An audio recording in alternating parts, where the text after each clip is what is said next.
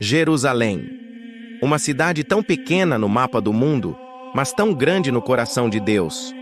Ela foi escolhida como lugar santo, onde o Senhor manifestaria a sua presença de forma especial. Ali estava o templo, símbolo da fé, da adoração e da comunhão entre Deus e o seu povo. Mas ao mesmo tempo, Jerusalém também se tornou a cidade que chora. Uma cidade marcada por promessas, mas também por lágrimas. O Templo de Jerusalém era o orgulho de Israel. Construído por Salomão, era majestoso, revestido de ouro e cheio de símbolos que apontavam para a santidade de Deus. Ele não era apenas um edifício. Representava o lugar onde o céu e a terra se encontravam. Ali se ofereciam sacrifícios. Ali o povo orava. Ali os sacerdotes buscavam perdão e comunhão com o Senhor. Quem olhava para o templo via o coração espiritual de uma nação. Mas, com o tempo, esse coração foi se afastando de Deus. O povo que deveria andar em santidade começou a viver em desobediência. Profetas foram enviados para alertar, mas muitos foram rejeitados. As palavras de Isaías, Jeremias e tantos outros ecoaram, mas o povo endureceu o coração. Em vez de honrarem ao Senhor, confiaram em sua própria força, em alianças políticas, em rituais vazios. O templo continuava cheio de ritos, mas vazio da verdadeira devoção. E foi justamente diante dessa realidade que Jesus, séculos depois, ao se aproximar de Jerusalém, chorou. O Evangelho de Lucas registra que, ao ver a cidade, ele disse: "Ah, se você compreendesse, ainda hoje, o que lhe traria paz. Mas agora, isso está oculto aos seus olhos. Virão dias em que os seus inimigos construirão trincheiras contra você, e não deixarão pedra sobre pedra, porque você não reconheceu o tempo em que Deus a visitou." Jesus chorou porque viu a cegueira espiritual do povo. Ele não estava apenas prevendo um desastre físico, mas lamentando uma tragédia espiritual. Jerusalém não reconheceu o Messias.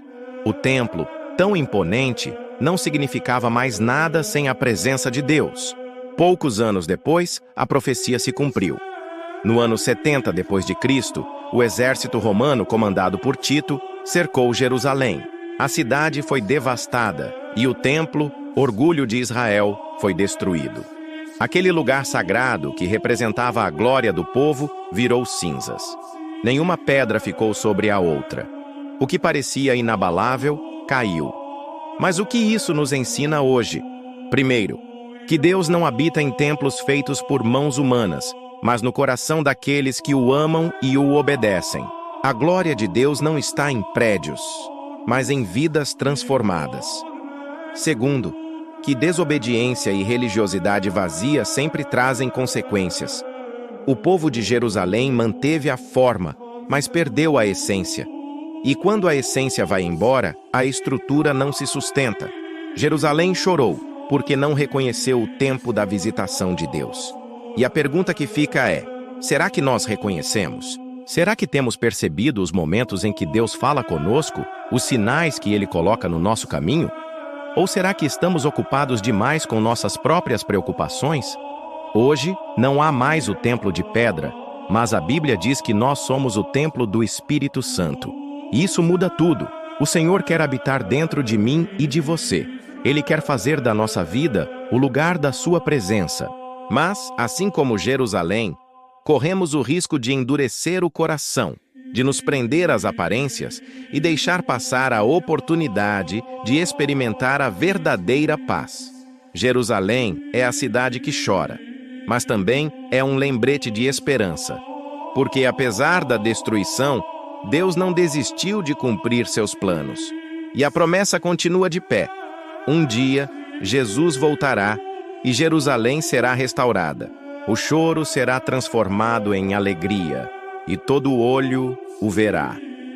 Que essa mensagem nos leve a refletir, que possamos olhar para dentro do nosso coração e perguntar: será que reconhecemos a presença de Deus na nossa vida? Que não sejamos como a cidade que chorou pela perda, mas como o templo vivo onde a glória de Deus habita.